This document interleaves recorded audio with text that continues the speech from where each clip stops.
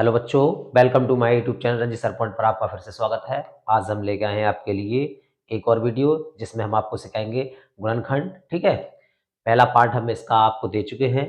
थोड़ा पहले पार्ट में जो है थोड़ा सिंपली क्वेश्चन थे, थोड़ा आप बढ़ा के क्वेश्चन लेते हैं। ठीक है, तो आइए समझते हैं एग्जाम्पल से। ये दूसरे पार्ट में देखिए क्वेश्चन एक है, एग्जाम्पल लेते हैं इसका। X square plus 5x minus 24। ठीक है, तो इसमें क्या करना है, पहले ध्यान देना होता है कि यह द्विघात बहुपद है या नहीं। ठीक है, तो सबसे बड़ी घात क्या है, 2 है, तो द्विघात बहुपद है। तो इसमें क्या करना होता है, जो आपका अचर पद होता है, अंक की जो संख्या होती है उसके सामने जो चिन्ह होता है वो माइनस की अगर होती है, ये जो चिन्ह है अगर माइनस का होता है तो इस 24 के फैक्टर गुणनखंड इस तरह से किए जाते हैं कि घटाने पर उनका जो अंतर आएगा वो 5 आएगा। कितना आएगा? 5 आएगा। ठीक है, घटाने पर 5 बचना चाहिए। एक संख्या से दूसरी संख्या में जो गुणनखंड आएंगे उसमें से एक संख्या में से दूसरी संख्या घटाने पर कितने बचने चाहिए? 5 बचने चाहिए। ठीक है, तो सबसे पहले 24 देखते हैं कौन से पहाड़े में आते हैं। ठीक है, सबसे पहले 2 से देखा जाए तो 24 कितनी बार, 2 का 12 में गुणा करेंगे तो 24 हो जाएगा। ठीक है, 2 से आप 12 को हटा नहीं सकते, 12 दूनी 24 हो जाएगा। आप 12 से 2 को घटाओगे तो 10 बचेंगे। ठीक है, घटाना है हमें, 5 लाना है। ठीक है, अब 2 से नहीं हो रहा है, 3 से करेंगे। कितने से? 3 से करेंगे तो 3 का पहाड़ा पड़ेंगे तो कितनी बार, 3 8 24। ठीक है, 3 से 8 को घटा नहीं सकते आप, तो इसे उल्टा कर सकते हैं, 8 तिया 24। अब 8 तिया 24 आ गया। ठीक है, तो अब हम 8 से 3 को घटाएंगे तो कितना आएगा? 5 आएगा। तो हमारा 5 बच गया है। हमें घटाने के बाद कितना लाना था? 5 लाना था। तो हमारा 5 क्या है? बच गया है। 8 से 3 को घटाने पर 5 बच गया।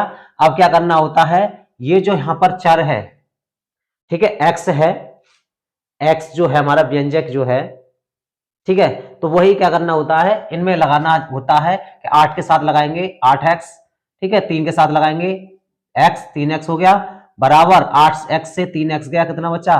5x। तो इस 5x के स्थान पर हमें क्या रखना है? 8x minus 3x। तो एक्स स्क्वायर प्लस इसकी जगह पर, इस पद की जगह पर लिखना है 8x माइनस 3x। 8x से 3x गया तो कितना बचा?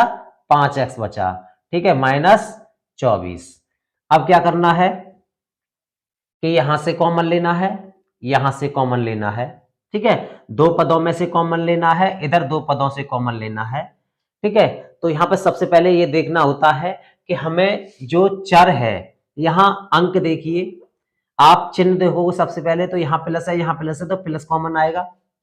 फिर उसके बाद आप अंक देखोगे, अंक यहां पर क्या छुपा हुआ है? 1 छुपा हुआ है। यहां कितना है? 8 है, तो आप 1 कॉमन ही लोगे, तो 1 छुपा हुआ है। ठीक है, अब आप चर देखोगे, चर में क्या देखते हैं कि ये छोटी घात जो होती है, दोनों पदों में जो छोटी घात होती है वही कॉमन ले ली जाती है। छोटी घात किस तरह से कि यहां पर 2 घात है, यहां 1 घात है, तो 1 घात वाले को ही क्या ले लेते हैं? कॉमन ले लेते हैं। x की घात 1 ले लेते हैं, लेकिन 1 लिखते नहीं है, तो यहां पर क्या करते हैं? छोटी घात कॉमन ले ली। तो आपने 1 घात यहां से कॉमन ले ली 2 में से, तो 1 ही तो घात बची। 1 यहां से 1 निकाल ली तो 2 हो गई, 1 और 1 2, तो 1 निकाल ली, 1 रह गई। ठीक है, 1 रह गई तो 1 लिखते नहीं है। ठीक है, प्लस यहां से x को निकाल लिया, देखिए यहां से x को निकाल लिया तो कितना दिखाई दे रहा है? 8। तो कितना रह गया यहां पे? 8 रह गया। ठीक है, अब इस तरह से अगले 2 पदों में से कॉमन लेंगे। सबसे पहले चिन्ह, चिन्ह देखिए क्या सेम है। ठीक है, तो देखिए यहां माइनस है, यहां माइनस है, तो माइनस कॉमन ले लेंगे। जब हम माइनस कॉमन ले लेते हैं तो उन पदों के जो चिन्ह हैं वो चेंज हो जाते हैं। किस तरह से? अगर माइनस आपने कॉमन लिया है तो प्लस हो जाएगा। अगर आपने जिस जगह से माइनस कॉमन लिया, अगर माइनस है वहां पे तो प्लस हो जाएगा, और प्लस है तो वह माइनस हो जाएगा। किस तरह से? अब यहां से, अब ये देखिए अंक की संख्या में 3 और 24, 3 और 24, क्या 3 और 24 जो है, ठीक है, 3 का 24 में भाग जा सकता है, जा सकता है। यानी 3 जो है यहां पर, क्या 3 इसका भी एक गुणनखंड है, 3 8 24 है एक गुणनखंड, तो इसमें से 24 से 3 निकल के आएंगे और ये 3 निकल के आएंगे, ठीक है। यहां से 3 निकल आया, हमने चिन्ह ले लिया, दोनों प्लस के आने हैं। यहां से 3 निकल गया, क्या रह गया, x रह गया।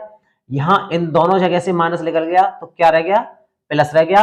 अब यहां 24 से 3 निकल गए, 24 से 3 कॉमन ले लिए, तो ऐसा नहीं करना है कि 24 से 3 घटा दिए तो 21 रह गए, नहीं, 3 हमने कॉमन लिया है, ठीक है, तो जितना कॉमन लिया है उसका ही उसमें भाग दे दो, ठीक है, जितनी बार जाएगा वही अंक आपको लिखना है।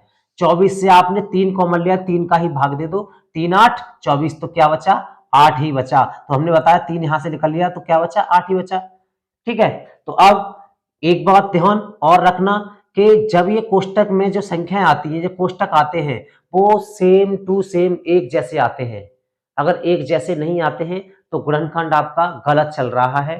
चिन्हों में भी एक जैसे, और संख्या जो होगी, चर पद होगा अचर पद होगा, जो भी होगा वो सेम टू सेम होगा, दोनों में पद एक जैसे होंगे। अगर एक जैसे नहीं आते हैं तो सवाल आपका गलत हो रहा है, ठीक है। अब ये एक पद पूरा हो गया और ये पद एक पूरा हो गया।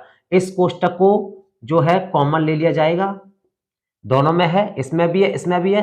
जब इस पद को कॉमन ले लें, यहां से उठा लिया तो दूसरे में क्या बचा, x माइनस 3, ठीक है। ये इस तरह से आपका गुणनखंड हो गया, ठीक है। अब चल समझते हैं दूसरे एग्जाम्पल से, ठीक है। देखिए दूसरा एग्जाम्पल क्या है, दूसरा एग्जाम्पल लेते हैं,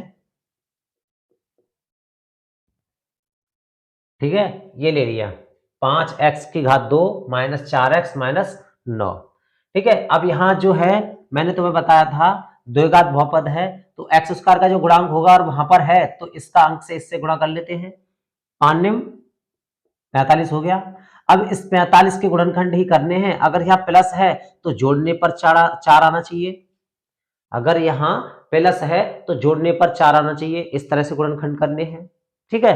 अगर यहाँ माइनस है तो उसके गुणनखंड इस तरह से होने चाहिए कि उनका अंतर कितना हो जाए, 4 हो जाए, यानी घटाने पर कितना आना चाहिए, 4 आना चाहिए। एक गुणनखंड से दूसरे गुणनखंड को घटाने पर कितना आना चाहिए, 4 आना चाहिए, ठीक है। तो किस तरह से करेंगे, देखिए 2 के पहाड़े से नहीं आ सकता है, जो 2 का फैक्टर अगर इसका करते हैं 45 ले लीजिए, 2 से नहीं कटेगा, 3 से, 3 एकम 3, 1 बचा, 3 5 15, 3 5 15 और 5 एकम 5। अगर आप 3 लेते हो और ये 15 लेते हो तो 15 से 3 घटाएंगे आप, 4 नहीं बचेगा, कितना बचेगा, 12 बचेगा, ठीक है। तो अब आप क्या करोगे कि यहाँ 3 का 9 कर लीजिए और 9 में से 5 घटाइए, 9 इंटू 5, 9 पंजे 45, 9 में से 5 घटाया कितना बचा, 4 बचा, ठीक है। अब ये चर है, दोनों को दे देंगे, 9x से 5x घटाया तो क्या बचा, 4x बचा, और तो 4x की जगह पर ही आप रख सकते हो 9x माइनस 5x। तो ये वाला पद पहले उतार लेंगे, माइनस इसकी जगह लिखेंगे 9x। अब हम इसको कोष्टक में लिख लेते हैं, इस वाले पद को इसकी जगह पर 9x माइनस 5x, ठीक है, माइनस 9।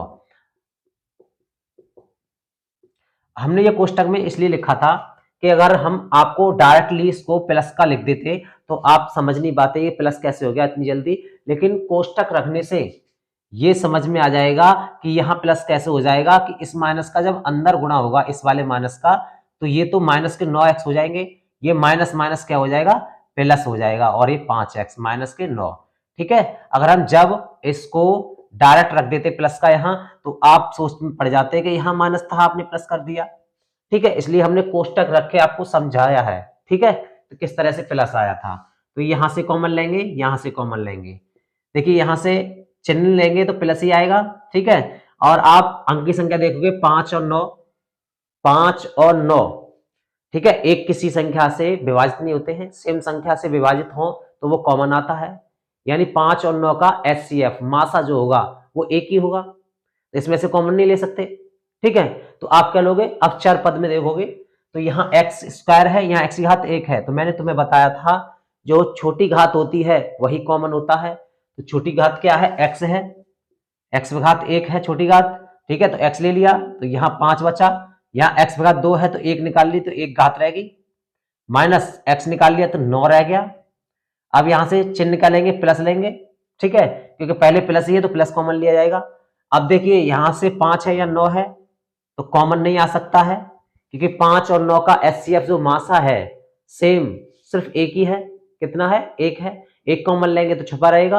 अब चरपद देखते हैं, चरपद एक में है x, एक में नहीं है, तो क्या ले सकते हैं, एक ही कॉमन माना जाएगा, तो एक लिख सकते हैं हम, ठीक है। अकेला लिखना है तो एक लिख सकते हैं, तो एक ही कॉमन लिया जाएगा। तो अब क्या बचता है, पूरी की पूरी संख्या जैसी है वैसी ही बचती है, एक कॉमन लेने पर संख्या पर कोई फर्क नहीं पड़ता है। अब देख कोष्टक सेम आ गए, इसका मतलब सवाल सही हुआ है।